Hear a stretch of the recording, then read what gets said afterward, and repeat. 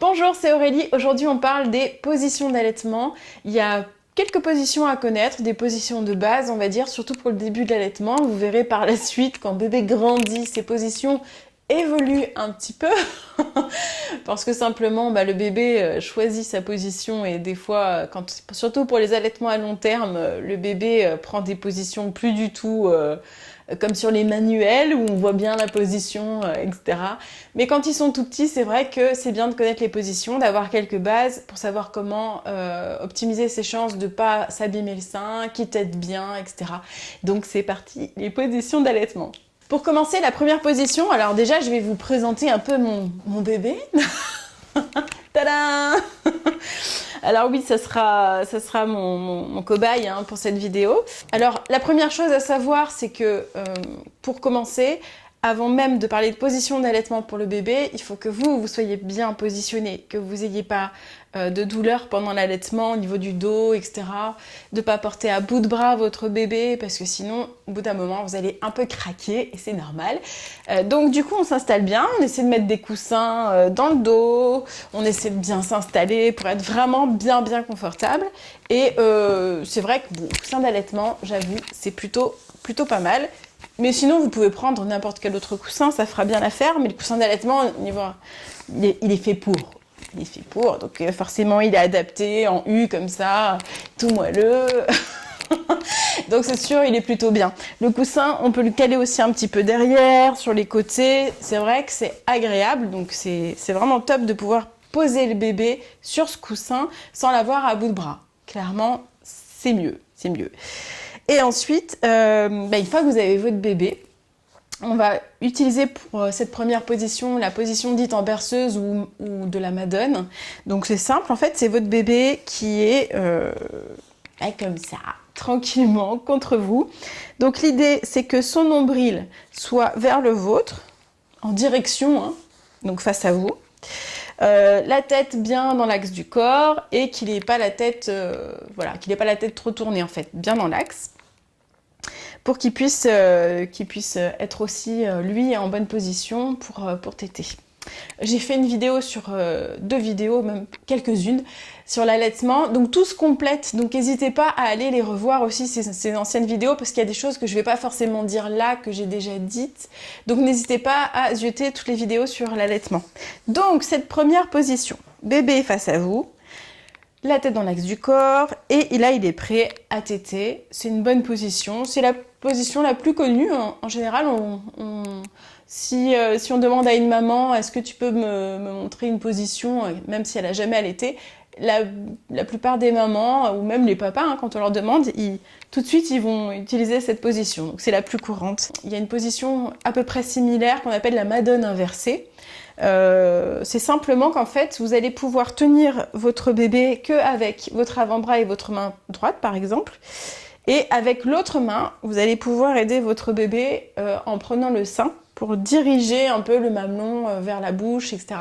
Les premières mises au sein, le bébé a le réflexe de téter, de succion, mais il faut qu'il apprenne à téter. Donc du coup, il y a tout un apprentissage à faire de part et d'autre, et vous et bébé. Donc du coup, voilà, vous pouvez, c'est vrai, avoir une main libre et l'aider un petit peu au départ, et puis voilà, positionner un petit peu mieux.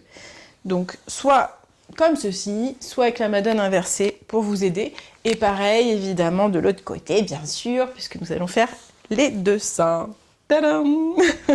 Il existe une deuxième position qui s'appelle celle du ballon de rugby. Alors oui, alors tous les noms sont un peu bizarroïdes, je vous l'accorde, mais c'est simplement pour vous aider à mieux mémoriser, parce que vraiment, ballon de rugby, c'est un peu ça. On le met sur le côté, tac, voilà. Donc vous voyez, les jambes sont derrière. Vous le mettez à nouveau le plus possible face à vous et la tête bien en face du mamelon. Voilà, toujours la tête bien dans l'axe du corps pour lui et il est en face. Donc baby peut téter comme ça. On appelle ça un ballon de rugby. Et évidemment, vous pouvez le mettre des deux côtés. Si vous avez des jumeaux, hop, même chose, vous mettez votre bébé à nouveau comme ça, les jambes là, la tête là, et vous pouvez allaiter vos deux bébés comme ça.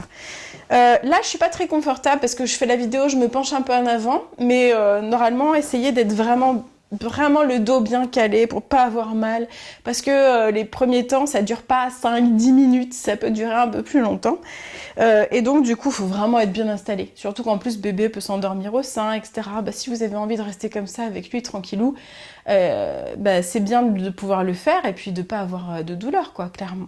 Donc voilà, ballon de rugby. Une autre position qu'on appelle le biological nurturing. My English is perfect.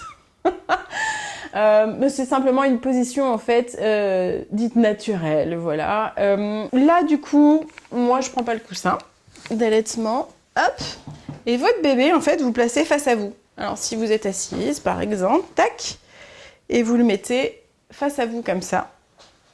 En fait il est quasiment debout entre guillemets. Il est recroquevillé, bien sûr. Bon là, avec une poupée, c'est évidemment, c'est pas très facile parce que la poupée ne se met pas en position fétale comme un bébé le ferait. Mais voilà, les jambes sont un peu repliées comme ça. Et il se positionne comme ça. Et donc, on maintient, surtout au niveau des omoplates ici du bébé et la nuque, sachant qu'évidemment, il faut le laisser pouvoir se mobiliser quand même. Il faut maintenir, évidemment, la nuque pour pas qu'il ait sa tête qui penche, et parce qu'au niveau de la musculature il a du mal à tenir sa tête seul, on est d'accord, mais il faut sécuriser, mais il faut pouvoir le laisser quand même bouger, parce que c'est lui qui va gérer aussi, même au niveau de sa respiration, de son nez, il va gérer plus ou moins comment il va appréhender le mamelon, etc. Donc hop, on le maintient, mais on ne le placarde pas contre le sein. Voilà, et donc vous pouvez faire ça aussi en étant allongé, comme ça, et vous le laissez allongé dans cette position, ou assise, voilà. Hein. Elle est pas mal cette position, faut avouer, elle est bien. Et en plus, le bébé, dans cette position, il est obligé d'ouvrir bien grand la bouche. Il y a des bébés à la naissance, ils font des toutes petites bouches, du coup ils n'arrivent pas à attraper bien le mamelon, ils n'ont pas une prise assez grande. Et donc du coup, le fait d'utiliser cette position, par exemple, comme il doit chercher le mamelon vers le haut, il est obligé d'ouvrir bien grand la bouche, et donc du coup c'est vraiment pas mal. Une autre position, c'est la position allongée sur le côté. Donc, et bien voilà, on s'allonge confortablement. En général, c'est bien, par exemple, d'utiliser le coussin d'allaitement pour se caler au niveau du dos. Un autre oreiller entre les jambes, ça peut être bien aussi, pour être vraiment bien. Et là, du coup, vous mettez un oreiller sous la tête, hop, vous levez un bras, youp, et vous placez votre bébé à nouveau contre vous, comme ça. Donc toujours pareil, son nombril en direction du vôtre, la tête bien dans l'axe du corps. Et voilà, c'est fait. Alors il ne faut pas le mettre trop haut, trop bas, il faut vraiment... c'est pas forcément tout en face du mamelon, parce qu'il faut quand même qu'il fasse ce mouvement pour lever un petit peu et accrocher le mamelon. Donc essayez de le mettre de façon à ce qu'il fasse un petit mouvement vers la tête un tout petit peu en haut pour accrocher le mamelon. Souvent l'erreur qu'on fait, c'est le mettre trop haut. Voilà. Donc vraiment, il faut le placer comme ça. Et contre vous. Voilà. Voilà. Tout simplement. Et c'est vraiment pratique, vraiment pratique. Oh là là, c'est pratique. La nuit, franchement, quand on est claqué, on n'en peut plus. Et se lever, aller dans une autre pièce si vous ne dormez pas avec lui, ou même se lever tout court. Le fait de poser en fait un pied par terre, je trouve que ça casse vraiment le rythme du sommeil. Enfin, en tous les cas, pour ma part, ça a été ça. Et je sais qu'il y a beaucoup de moments où c'est exactement pareil. Donc du coup, l'idée, c'est de pouvoir avoir bébé contre soi et voilà, tranquille, sans se lever. C'est super agréable. Et le bébé est très bien comme ça. Voilà, impec. Et bien sûr, vous pouvez le faire d'un côté et de l'autre, évidemment.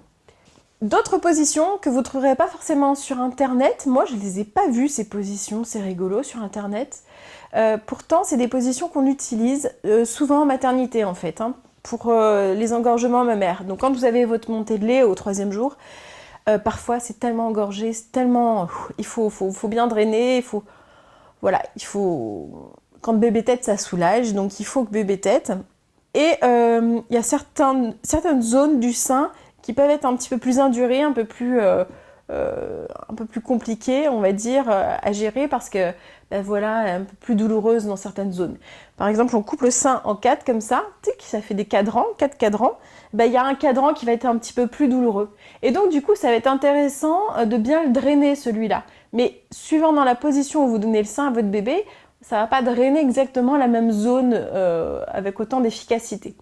Et donc du coup, on va essayer de drainer différemment. Ça peut être aussi valable pour les lymphangites d'ailleurs, on en parlera peut-être à un autre moment des lymphangites, mais ça peut arriver quand on allait une lymphangite. Donc grosso modo, on se met à 4 pattes face au bébé sur le lit et on va lui donner le sein comme ça. Ça permet vraiment de bien vider, drainer le sein. Vous pouvez aussi, si c'est possible pour vous, masser un petit peu le sein dans le sens du haut vers le mamelon pour drainer la zone qui est douloureuse ou qui a besoin d'être vraiment drainée. On n'allaite pas dans la position à 4 pattes de façon classique, c'est uniquement en cas de besoin, comme je vous disais, engorgement, des lymphangites, des choses comme ça, vraiment pour drainer une zone du sein qui a besoin d'être drainée.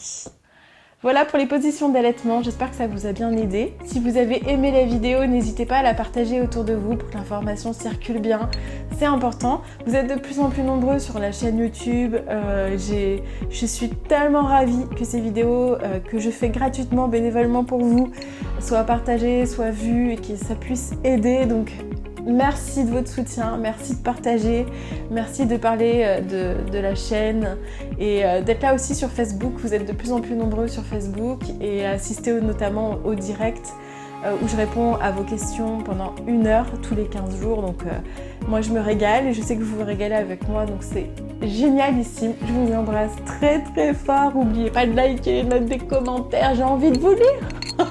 À tout bientôt.